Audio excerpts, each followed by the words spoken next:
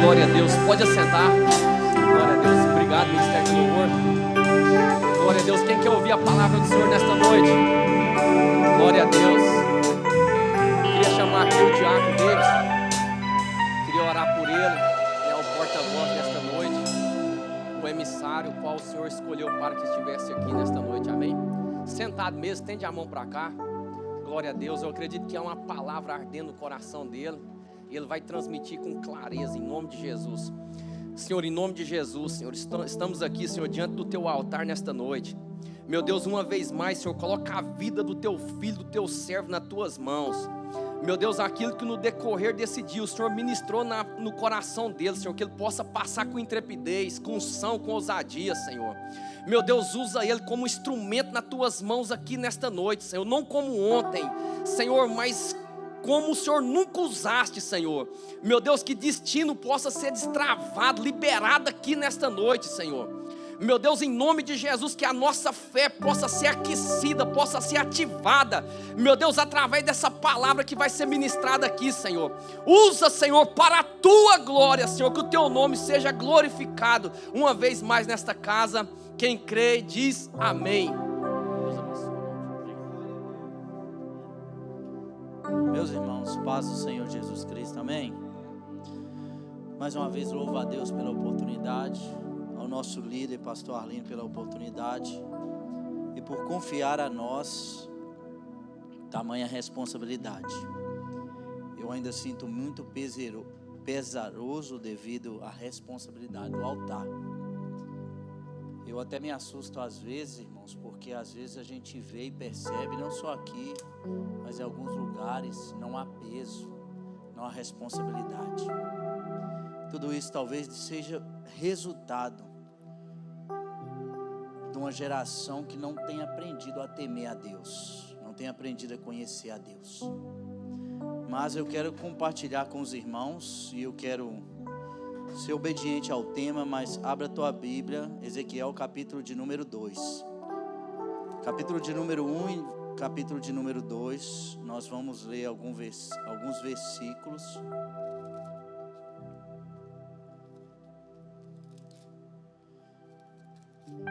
Ezequiel capítulo de número 1 e capítulo de número 2.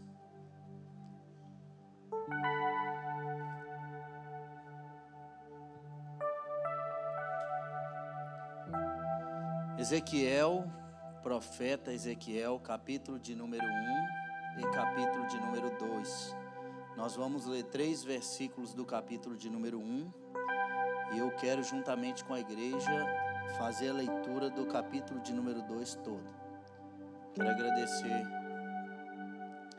ao tecladista por compartilhar comigo a mensagem, trazer um som da parte de Deus também. Todos encontraram? Diga amém. E diz assim o texto, capítulo 1, verso de número 1. Aconteceu no 30º ano, no 5º dia do 4º mês, que, estando eu no meio dos exilados, junto ao rio Quebar, se abriram os céus, e eu tive visões de Deus. No 5º dia do referido mês, no 5º ano de cativeiro do rei Joaquim, veio expressamente a palavra do Senhor a Ezequiel, filho de Buzi, o sacerdote, na terra dos caldeus, junto ao rio Quebar, e ali esteve sobre ele a mão do Senhor. Capítulo de número 2, a partir do verso 1 até o verso de número 10. Esta voz me disse: filho do homem, na NTNH vai estar homem imortal, põe-te em pé e falarei contigo. Então entrou em mim o Espírito, quando falava comigo, e me pôs em pé, e ouvi o que me falava. E ele me disse: filho do homem, eu te envio aos filhos de Israel, as nações rebeldes que insurgiram contra mim. Eles e seus pais prevaricaram contra mim, até precisamente o dia de hoje. Os filhos são de duro semblante e obstinados de coração. Eu te envio a eles, e lhes dirás: assim diz o Senhor Deus. Eles, quer ouçam, quer deixem de ouvir, porque são casa rebelde. Hão de saber que esteve no meio deles um profeta. Tu, ó filho do homem, não o temas, e nem temas as suas palavras, ainda que haja sarça e espinhos para contigo, e tu habites com escorpiões. Não temas as suas palavras, e não te assuste com o rosto deles, porque são casa rebelde. Mas tu lhe dirás as minhas palavras, quer deixem de ouvir, quer ouçam, quer deixem de ouvir, pois são rebeldes. Tu, ó filho do homem, ouve o que te digo, não te insurja com a casa rebelde, abre a boca, e come o que eu te dou. Então vi, e eis que certa mão se estendia para mim, e nela se achava o rolo de um livro. Estendeu diante de mim, e estava escrito por dentro e por fora, e nele estavam escritas lamentações, suspiros e ais. Somente até aqui. Meus irmãos, o texto a qual nós lemos se trata do livro que traz o nome do autor, Ezequiel. Ezequiel, conforme o capítulo 1, a partir do verso 1, é um homem que já está no 5º ano de cativeiro, cativo este de Nabucodonosor, rei da Babilônia. E estando Ezequiel à beira do rio Quebar, veio a palavra do Senhor a Ezequiel, e agora Ezequiel, ele, sacerdote, que está agora pertencentes aos caldeus, que está agora exilado com os demais de sua nação. Que nação é essa? A casa de Israel. Poderíamos separar e dividir, porque nós sabemos que a casa de Israel foi dividida anos anteriores, mas eu quero tratar de uma única casa, porque o reino do norte já estava sob o domínio dos assírios, e agora Ezequiel, que pertence a Jerusalém, que pertence à casa de Judá, é levado ao cativeiro. E esse Ezequiel, e o capítulo 1 descreve que ele é filho de Buzi, o sacerdote. E nós conhecemos que a história de Israel nos ensina que para ser sacerdote era necessário ser da linhagem de Arão, da descendência de Arão, do tronco de Arão, porque todo sacerdote era levita, mas nem todo levita era sacerdote. Havia uma especificação de Deus para aquele que seria sacerdote. Então o texto e o verso 1, a qual nós lemos, nos diz que no 30º ano veio a palavra do Senhor a Ezequiel. Quando nós estudamos esse 30º ano, nós conhecemos através dos estudantes e sabedores das Escrituras, que a grande maioria entende que Ezequiel está tratando agora dos seus 30 anos de idade. Então ele está anunciando quando é que veio a palavra do Senhor a ele, e esse Ezequiel tem 30 anos.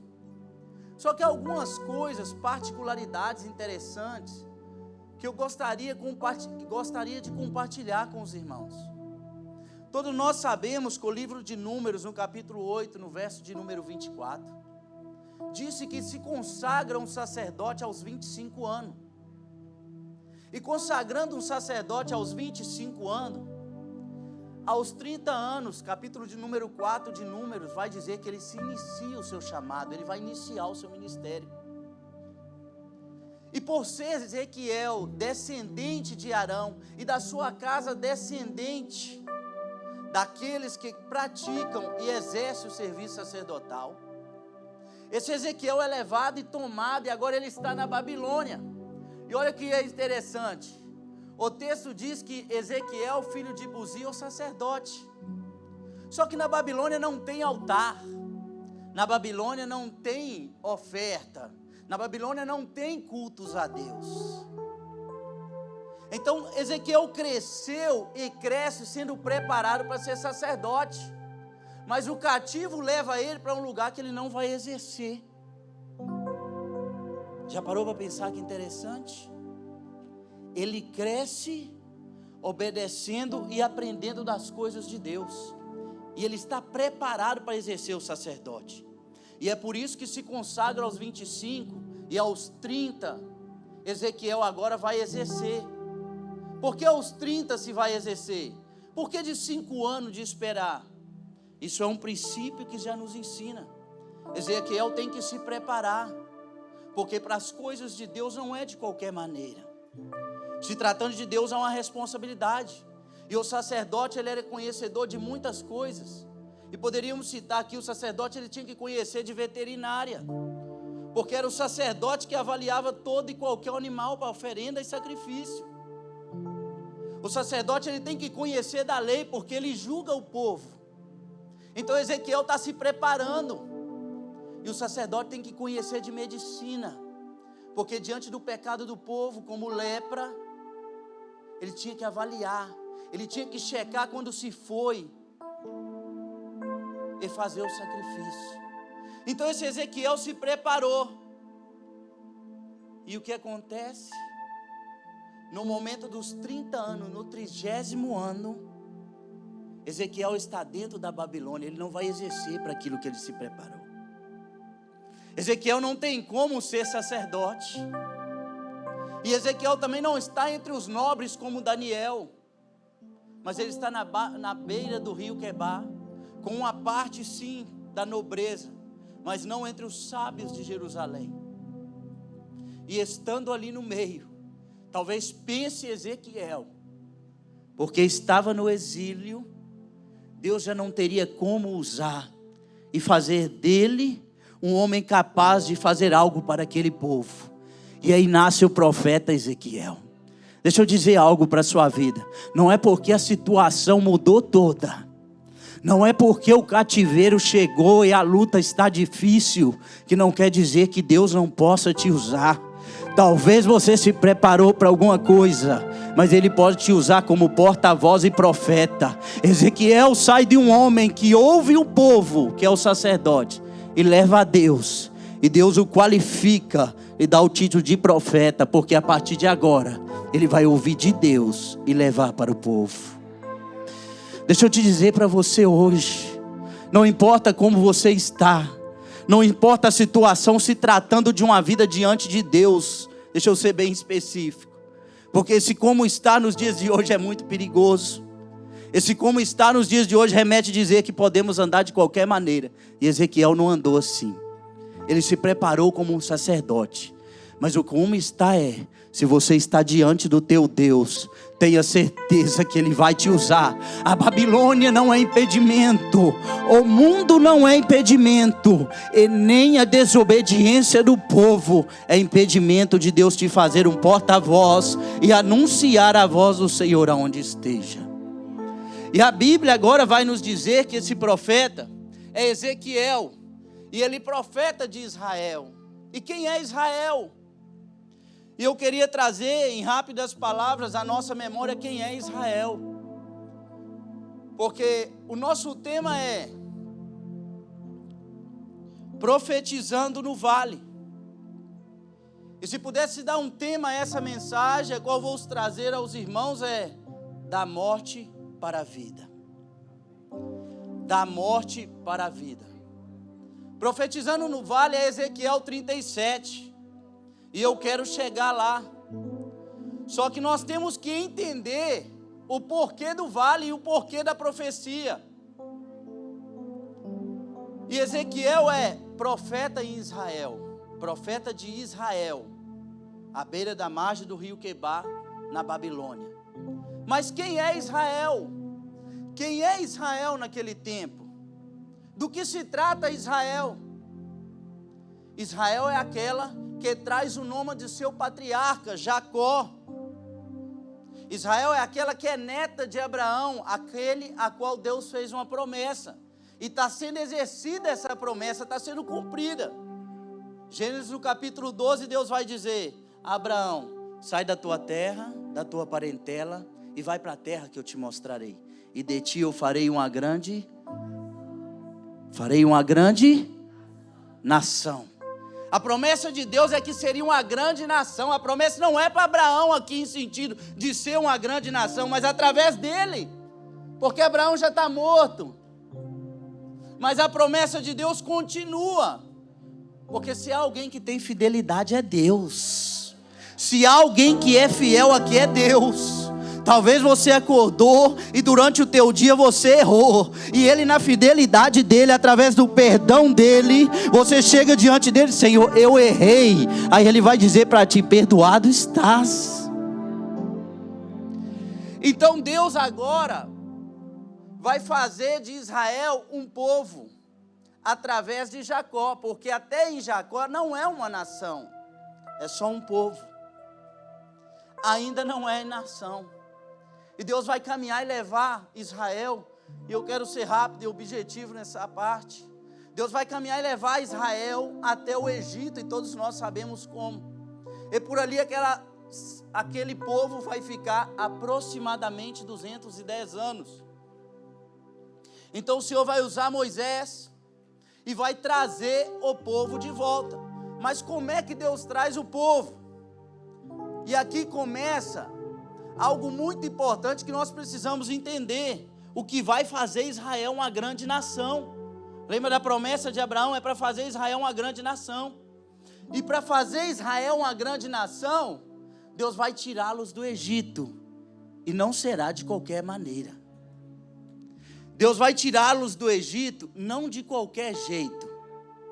Eles são escravos, mas eles vão ser livres para ser nação, porque para ser nação tem que ser livre, e tem muita nação em volta que é livre, o Egito é uma delas, mas o diferencial em Israel é Deus os tirando. E aí nós vamos entender como é, porque se uma nação, para não ser livre da outra, ela tem que guerrear. Israel é livre sem guerrear. Israel é livre sem levantar uma espada.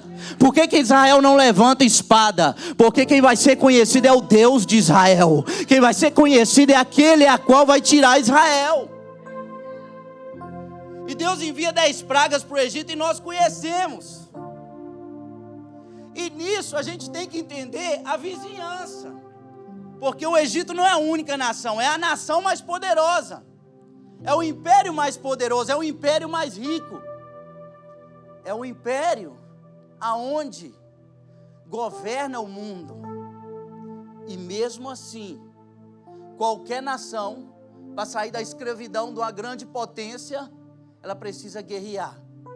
Aí Deus vai enviar 10 pragas, para quando libertar, Deus não liberta de qualquer maneira.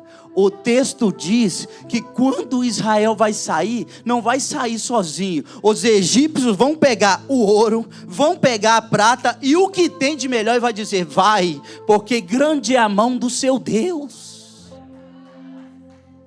Não é qualquer nação. E a vizinhança do Egito está ouvindo isso. Esse povo vai ser liberto, não de qualquer maneira. Olha, o Deus de Israel humilhou a Faraó e toda a nação egípcia. E não porque Israel mas eles acabam como trampolim crescendo por causa de Deus. Isso é eu e você. Olhe para você. Quem você era sem Deus. Quem você era sem a cruz, você entende? Mas aí alguém olha para você: nossa, aquele irmão lá, ali vai um servo de Deus, ali vai alguém que põe a mão e parece que é mais abençoado que eu. Não entendeu ele está olhando para você, mas ele tem que olhar para o Deus de Israel. E é isso que acontece em Israel. E em Êxodo capítulo 14, já não bastasse Deus, olha como que Deus quis enriquecer Fabiano e Israel. Ele tira os despojos, tira as riquezas do Egito. Mas não é só isso. No capítulo 14, versículo de número 17, vai dizer que quando o povo de Israel atravessa o Mar Vermelho, e Deus faz um milagre que marca a história daquela nação. os egípcios vão olhar e por causa do seu poderio bélico, carros rápidos, cavalos rápidos, vão entrar que dá tempo de alcançar. E eles entram, quando eles entram, Deus manda fechar e sopra um vento e fecha o mar. Aí Israel não só saiu rica e vencedora de uma batalha que nem sequer guerreou, ficou do lado de cá olhando e dizendo: e a glória é do Senhor, verdadeiramente o Senhor é Deus. E deixa eu te dizer uma coisa, na tua batalha não é sobre você não, é sobre você estar diante de um Deus que é capaz, e não é capaz de vencer com arma não, irmão, é abrindo o exército, engolindo o inimigo. E assim Israel cresce. Israel toma um nome como grande nação. E esse povo vai sendo conhecido pela vizinhança, pelas nações vizinhas, pelas nações ao redor, como um povo que Deus vence por eles, que Deus batalha por eles. Poderíamos citar aqui Josué capítulo 6. A tão sonhada fortificada Jericó, que ninguém capaz de traspassar as muralhas. Como é que Israel venceu e conquistou Jericó? Marchando, obedecendo, marchando e trocando trombeta. E eu não sei, mas eu vou dizer conjecturando: só o Senhor é Deus. Só o Senhor é Deus. Depois de ter marchado, a Bíblia vai dizer que as muralhas vão ir ao chão e Israel vai tomar a cidade. Até quem era impossível de ser alcançado, que era inacessível, tem que cair. Porque não é sobre Israel, é sobre Deus. É sobre quem é o nosso Deus, irmãos. Nós somos muito pequenos perante Ele. E eu quero colocar uma coisa para você aqui: você não é superior a Ele, não é você que dá ordem a Ele, é Ele que dá a você. E a promessa que Ele te fez é: no mundo tereis aflições, mas tende bom ânimo, eu venci o mundo. Ei, isso quer dizer que Ele está conosco. E Jesus vai fazer a promessa em João 14: eis que estou convosco todos os dias. Isso engrandece Israel. Israel passa a ser exaltado e conhecido. Citaríamos Juízes com Gideão: 300 homens contra 135 mil medianitas. A igreja conhece. Você está entendendo que eu estou te dizendo isso para você entender quem é Deus? Esse é Deus. E é por isso aqui uma grande nação por nome Israel. Não há mérito neles. Até o grande líder, o grande homem de Israel, era porque é um homem segundo o coração de Deus. Se tratando de um povo de Deus, Deus exalta Israel. E para você entender como aquelas nações já entendem quem é Deus, porque chega a elas: venceu Israel os medianitas, venceu Israel Jericó, a ponto da Bíblia dizer que as nações vizinhas, quando Israel caminha para a terra prometida, não queria que passasse pelo caminho. Eles já passam a temer, porque ali vem um povo. Que povo? Diz que o nome é Israel, mas quem é o Deus dele? É aquele que faz o mar abrir. Quem é o Deus dele? É aquele que derruba as muralhas de Jericó. Quem é o Deus deles? É aquele que com 300 homens faz 135 mil cair, sem esses homens sequer tocar numa espada. Então Israel está sendo conhecida, está sendo engrandecida através de Deus. E aí, no capítulo 2, no capítulo 20 de 2 Crônicas,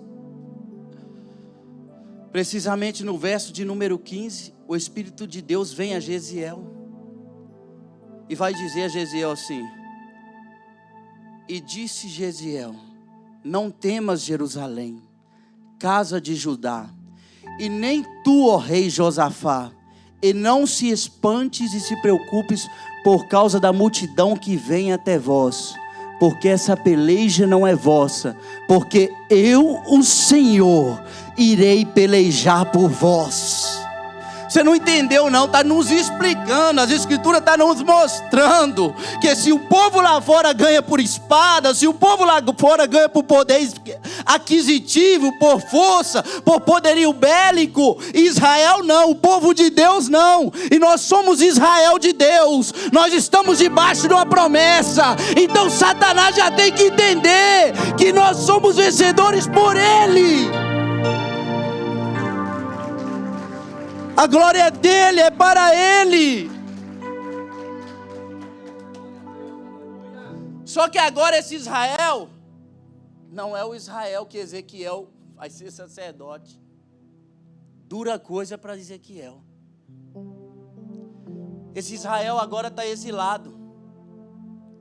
E esse Israel está exilado. Isso acontece 606 aproximadamente o ano.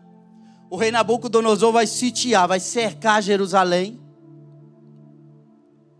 E ali agora, ele vai levar a primeira leva de homens nobres e alguns utensílios do templo. E no ano de 596 vai a segunda leva, e com ele vai Ezequiel, 2 Reis 24:10. Vai levar os nobres e todos os utensílios do templo. E quando leva, o Senhor Deus vai vir a Ezequiel para mostrar o porquê que o Deus Todo-Poderoso, a nação que outrora era conhecida, o povo que era conhecido por ser povo de Deus, agora está imerso na mão do inimigo, está entregue ao inimigo.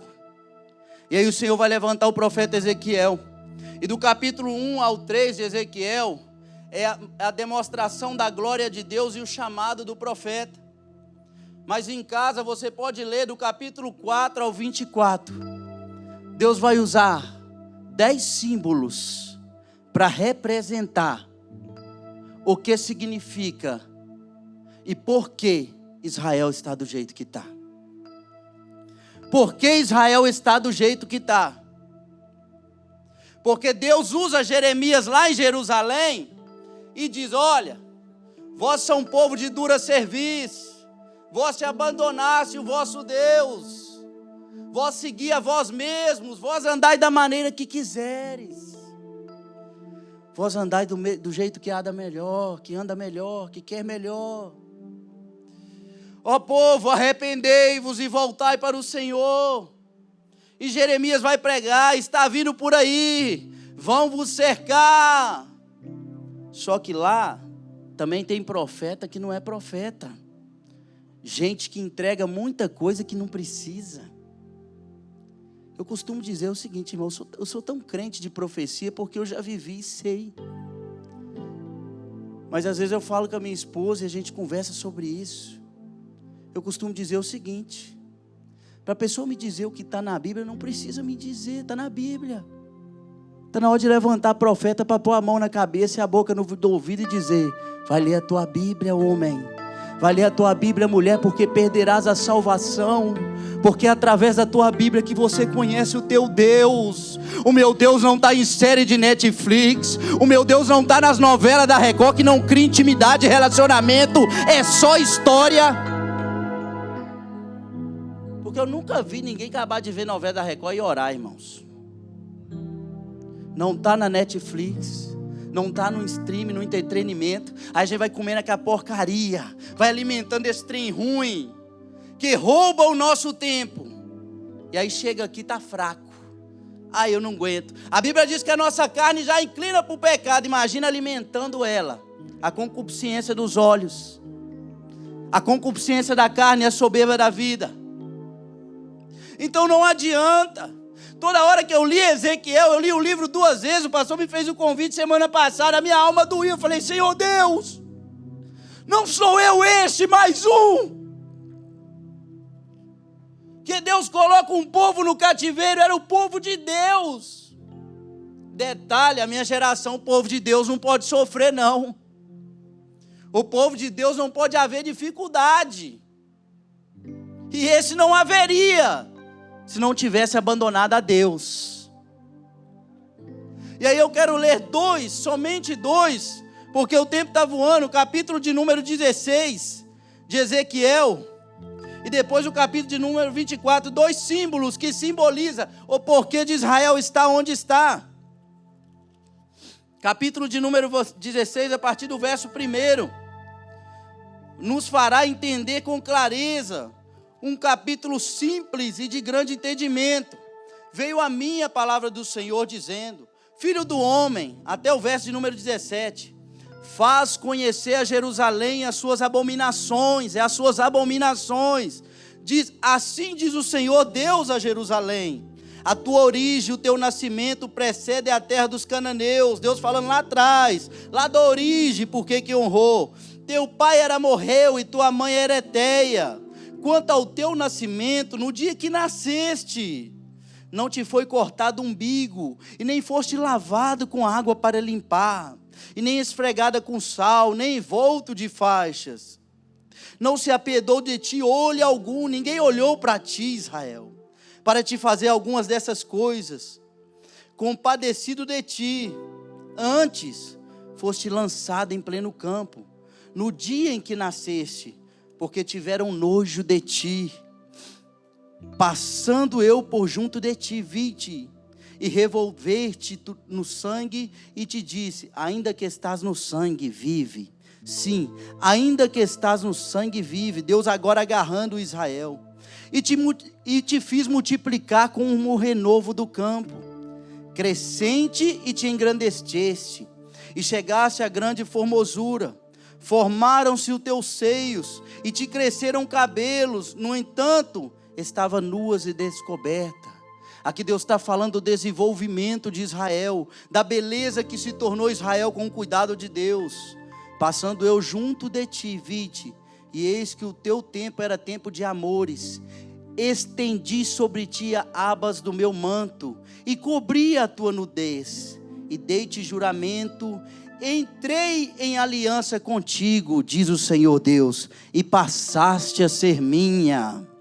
Então te levei com água e te enxuguei do teu sangue, a Deus purificando Israel, através do sangue do sacrifício, e te ungi com óleo. Também te vesti com roupas bordadas, Deus vai ornamentar Israel, e te calcei com couro da melhor qualidade, te cingi de linho fino, e te cobri de seda. Também te adornei com enfeites, e te pus braceletes nas mãos, colar a roda do teu pescoço, coloquei-te um pendente no nariz, arrecadas nas orelhas e linda coroa na cabeça. Assim foste ornada de ouro e prata. O teu vestido era de linho fino, de seca, de bordados. Nutriste-te de flor, de farinha, de mel e azeite. Eras formosa em extremos, e chegaste a ser rainha. Deus está dizendo assim: eu era o rei, a quem fiz uma aliança contigo, e te fiz rainha, te fiz menina dos olhos meus. Verso de número 14, correu a tua fama, ó Israel, entre as nações, por causa da tua formosura. Quem veste Israel? Quem faz ela bela? Quem? E aí corre a fama da grandeza de Israel, mas não é por ela, é por Deus. Aí o verso de número 14 vai dizer: pois eras perfeita por causa da minha glória, diz o Senhor, que eu pus em ti, por causa da minha glória eras perfeita. Mas, verso 15, confiaste na tua formosura, e te entregaste à lascívia, graças à tua fama, e te ofereceste a todo o que passava para seres dele. Sabe o que Deus está dizendo e revelando para o profeta, e Ezequiel está pregando para aquele povo? Que a glória que tinha Israel não era dela, mas estava nela. E por estar nela, Israel despreza a Deus. Qual é a glória de Israel? Deus. Mas Deus não está neles, porque não há um relacionamento mais entre Israel e Deus. Mas Israel ainda se gaba da sua formosura, porque Israel está ataviada com a religiosidade. Sabe aquele negócio?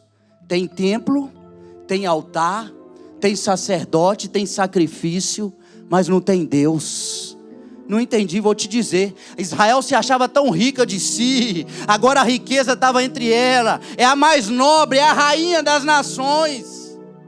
Mas não tem o rei, não tem a presença do rei. E me parece muito com alguém, com o Israel de Deus de Apocalipse 3,17. Apocalipse 3,17 cita uma senhora que o Senhor meu Deus me fez entender, por nome de igreja de Laodiceia, que diz assim: enriqueceste e se achaste rica e não tendes falta de nada. Olha que interessante, Israel ataviada com toda a religiosidade, e Laodiceia está ataviado com toda a riqueza da religiosidade. Mas Deus vai dizer: eu recomendo que és desgraçada, pobre e nu. Eu recomendo que compres de mim ouro refinado no fogo. Deus anunciando para Laodiceia: venha. Anunciando para Israel: venhas e voltes para mim. Sabe por quê, irmãos? Israel, em momento nenhum, se você ler a história, ela reconhece que está errada. Ela não sabe que está errada. Israel não entende que está contra Deus, porque é muito fácil frequentar o templo, é muito fácil oferecer o sacrifício do dízimo, é muito fácil oferecer o sacrifício da oferta. Mas o que acontece com Israel não há arrependimento para voltar para Deus em intimidade, para trazer de volta a glória de Deus, porque o livro de Ezequiel está voltado para um Deus que vai punir Israel por causa da sua glória e do seu nome. Porque Deus vai dizer, e você lê o livro, você vai entender, que Israel vai sujar e manchar o seu nome. Por quê? Porque Israel começa a imitar as nações vizinhas. Israel começa a viver como o mundo. Israel começa a praticar aquilo que está no mundo. Mas o interessante nós tem altar, nós tem igreja, tem parede, tem bom instrumento, tem bom louvor. Não precisamos de mais nada porque Deus está conosco. Não, a vergonha de Deus está porque foi Deus que disse a Israel: não se contamineis, não vivais como as nações pagãs. Eu te fiz para mim, eu te ataviei para mim, para que tu andes como eu quero. Então essa nação agora se perdeu, mas não é só sobre Israel, é sobre o povo de Deus. E agora aquele povo vai viver a desgraça de Israel. 70 anos de cativeiro. O texto diz, a história conta que quando Nabucodonosor cerca Israel, ele destrói Israel primariamente com a fome. E a fome chega ao ponto, capítulo 4, do profeta simbolizar. Deus vai dizer: olha, Ezequiel, pega os cereais, amassa no esterco humano. O esterco humano aqui é as fezes, e come. Aí Ezequiel vai dizer: ah, Senhor meu Deus. E Ezequiel vai testificar, você diz: Senhor, eu nunca toquei em algo impuro. Aí Deus vai falar: Ezequiel, eu vou aliviar para você.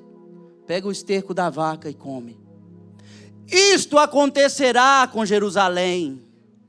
A história diz que quando Nabucodonosor cerca, acaba o alimento, Israel é obrigada. É a menina dos olhos de Deus que abandonou Deus, a comer resto dos filhos que morriam. Eles comem pedaço dos filhos. Por quê? Abandonar a Deus. Viver do modo que queria e lhe agrada. Irmão, toma cuidado com isso aqui, pelo amor de Deus. Eu não quero o teu aplauso, eu não quero a tua motivação. Se tiver de trazer lágrima aqui, que seja o Espírito Santo na tua vida por arrependimento. E se você estiver andando conforme a vontade de Deus, eu quero te dizer, vai chegar no vale e tu vai profetizar. A voz vem de Deus e a glória vai descer e ossos vão voltar a viver. Mas se não tiver no vale, abre o teu olho, porque o que vem é juízo. É dois caminhos. E lembra que Jesus disse: nos últimos dias os homens serão amantes? É o pecado de Israel. E se você ler, você se assusta.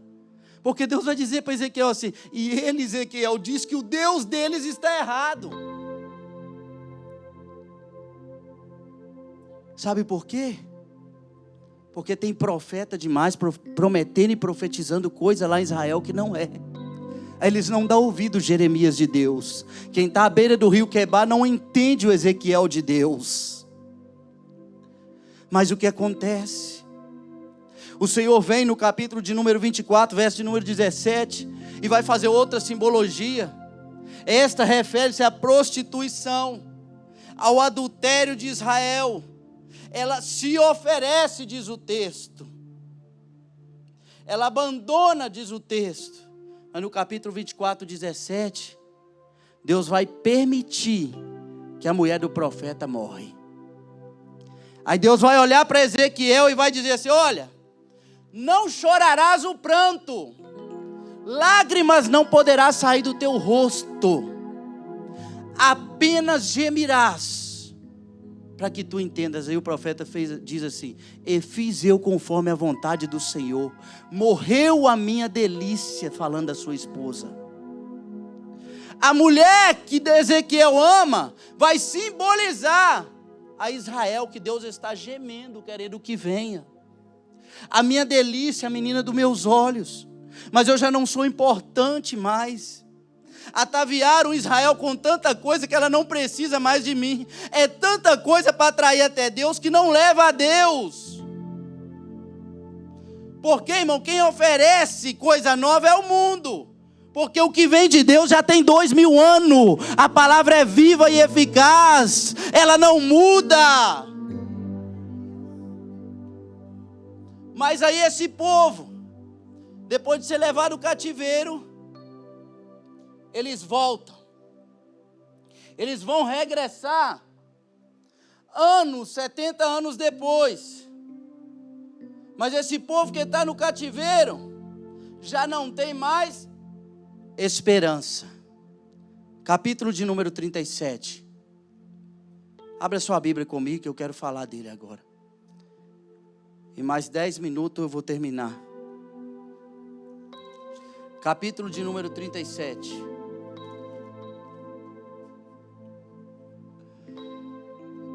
Verso de número 1 diz assim: veio sobre mim a mão do Senhor, e Ele me levou pelo Espírito do Senhor, e me deixou no meio de um vale que estava cheio de ossos. Deus leva Ezequiel ao tão conhecido Vale dos Ossos Secos. Os ossos secos simbolizam Israel, mas simboliza o pecado, toda a casa de Judá. Mas não simboliza só a casa de Judá, simboliza o pecado, a transgressão contra Deus, a desobediência, a infidelidade. Porque tem um trem, irmão, que está acontecendo nos dias atuais, é que é o seguinte: eu ouço muita gente dizer assim: roupa não salva ninguém. Não salva mesmo não, mas o salvo sabe se vestir. Porque Israel é referência, e quando é referência e carrega a glória de Deus, quem olha para ti não tem que preocupar com a lascívia não. Ele tem que olhar e dizer: ali vai uma mulher de Deus, ali vai um homem de Deus, ali carrega a glória de Deus.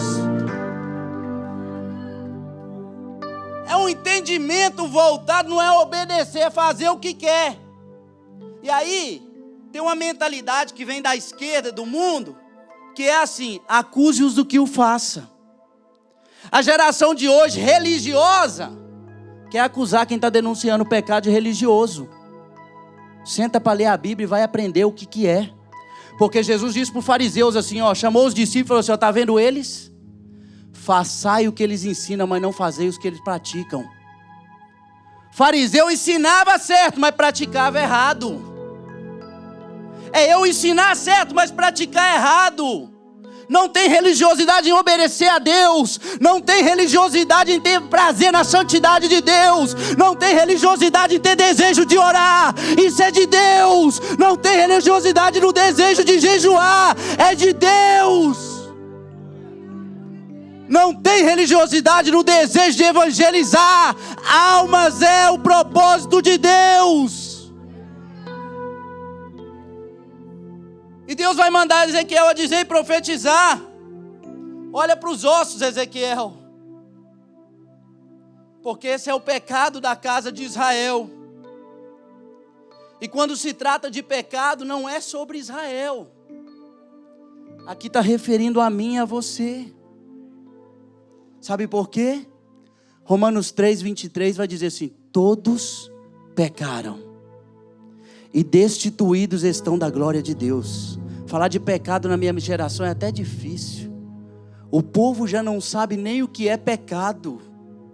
O povo já não entende nem o que é pecado. É tanto demônio ensinando coisa errada. É tanta gente sem vergonha que não lê a Bíblia ensinando coisa errada, que falar de pecado é errado. Ei, e a geração atual está sendo tomada por um tanto de igreja que se levanta, não no nome do Deus de Israel, mas de Satanás como se fosse Deus, ensinando que o homossexualismo não é pecado. É pecado. O lesbianismo é pecado. O feminismo é pecado. O aborto é pecado. Do jeito que a mentira é pecado, do jeito que o engano é pecado, do jeito que o adultério é pecado, porque Deus é que é santo, não é sobre nós, é sobre Deus.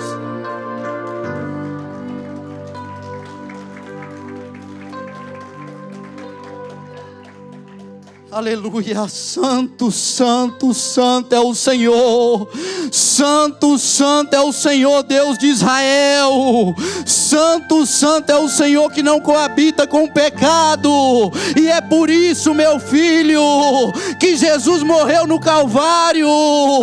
Porque, Davidson, a Bíblia diz, Ezequiel 37 vai dizer, assim diz o Senhor, Ezequiel, profetiza conforme a minha palavra. Que palavra? A palavra que é o verbo de João 1, porque ele é a palavra, e o verbo se fez carne, e habitou entre os homens. E preste atenção, irmão, o problema nosso é o pecado é tão ofensivo contra Deus. Adão e Eva pecou uma única vez e foi expulso do jardim. Depois pecou mais, mas eles foram expulsos do jardim por causa de um único pecado. Você e eu nascemos em pecados. E Romanos 6:23 diz que o salário do pecado é a morte. Os ossos estão secos porque ali é um vale de morte. O salário do pecado é a morte. Mas o mesmo Paulo, inspirado por Deus, por Cristo, vai dizer: mas o dom gratuito de Deus em Cristo Jesus é a vida eterna. Pode haver morte, nós nascemos em pecado, nós pecamos todos os dias contra Deus. E o pecado ofende tanto como da primeira vez, porque Deus é um só. Você precisa entender. Você precisa odiar pecado, porque Deus odeia o pecador em sua prática. É uma conversa para mais tempo. Mas esse trem que Deus ama o pecador, você precisa ficar de olho. Deus ama pecador, então por que Deus vai mandar pecador para o inferno? Porque se não houver arrependimento, o caminho é esse, Deus já disse. Pecador arrependido é que Deus ama. Pecador que não tem prazer no pecado é que Deus ama. Pecador que só olha para Cristo é que Deus ama. É por isso que Jesus morreu, para fazer o que eu e você não conseguiria. Mas você tem que entender, a sua natureza é inclinada ao pecado, a minha é inclinada ao pecado. Então não adianta, ei jovem, ei adulto, a tua posição, seja criança, seja jovem, seja adulto, não te inocenta diante de Deus. Abre o teu olho, não é sobre ter a melhor vida agora, é sobre o juízo de Deus que vai vir. E para o arrependido ele vai dizer: vinde bendito do meu Pai. Mas porque não é arrependido é inferno. Irmãos, eu não prego para me ganhar aplauso, para me voltar. Eu quero morar com Cristo. Eu vivi no mundo, eu sei o que é. Eu prego porque eu sei que tem pessoas que precisam mudar. Uma geração de jovens precisa levantar como Daniel. Não é a Babilônia que influencia, é Deus. Uma geração precisa levantar igual José, que não é a minha carne e o desejo pela mulher que me atrai, mas é a obediência ao meu Deus.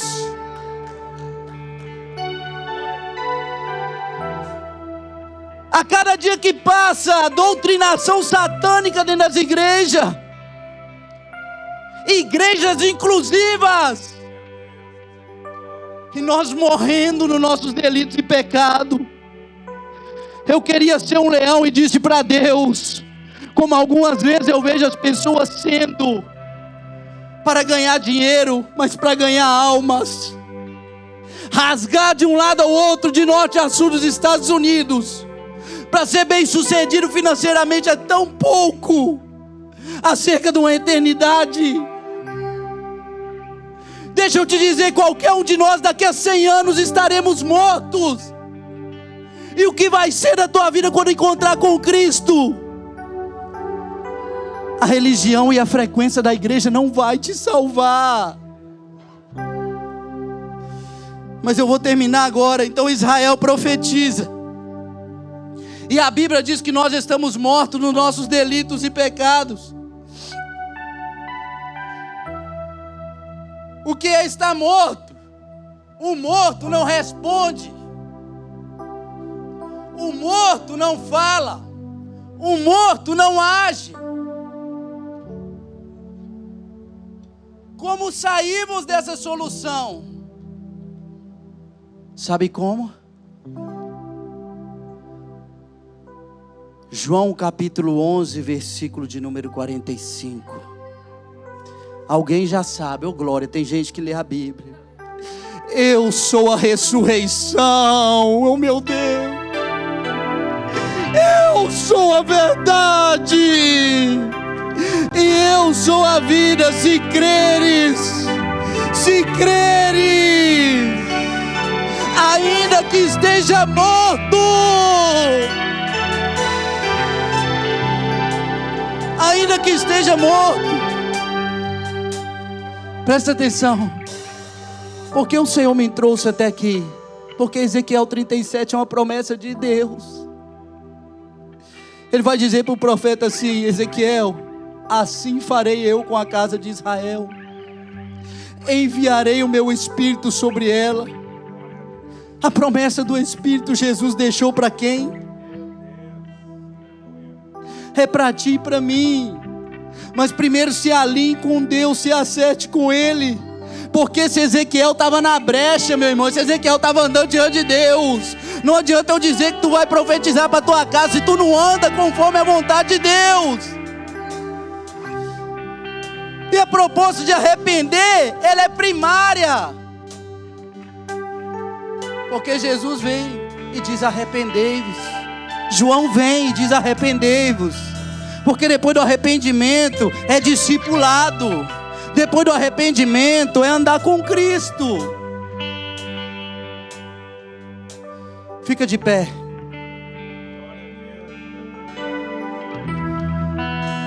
Curva a tua cabeça e fecha os teus olhos, que eu vou entregar o microfone ao Fabiano. Mas eu quero te dizer, ei, o Espírito de Deus me trouxe aqui para te dizer, ei, a promessa é porque Ele te ama. Tu é menina dos olhos deles. Deus diz: não, eu não tenho prazer, Ezequiel. Deus vai dizer: eu não tenho prazer na morte do ímpio, Ezequiel. Eu amo meu povo, ei. Sabe aquela pessoa que você precisa de ser salva? Tu não ama ele a metade que o teu Deus ama.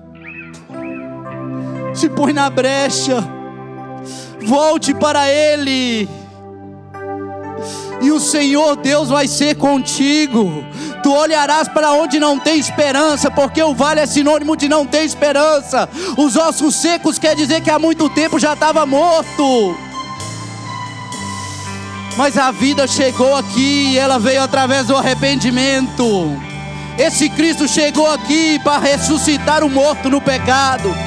Ainda que esteja morto em delito e pecado lá no mundo, eu não sei a maneira que está, mas eu quero te dizer: Deus irá ressuscitar. Deus irá ressuscitar. Seja porta-voz de Deus. Seja porta-voz de Deus.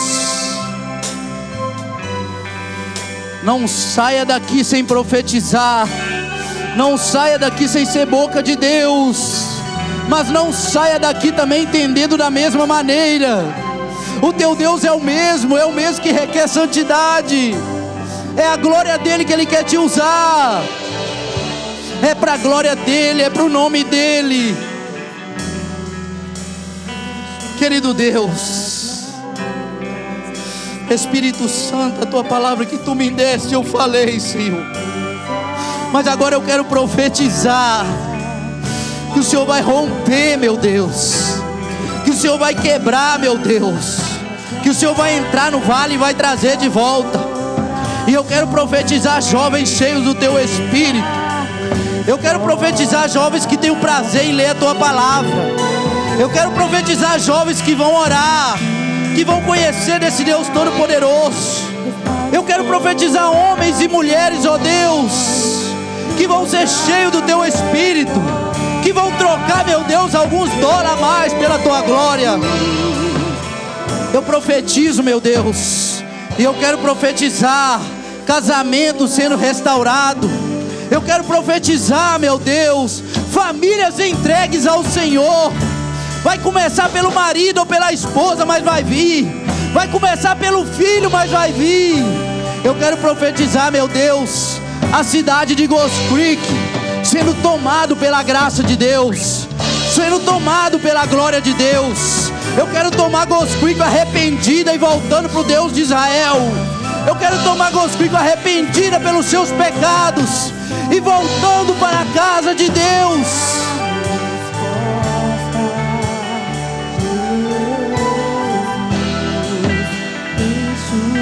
Oh Deus, obrigado, Jesus. Restaura os corações, tu és a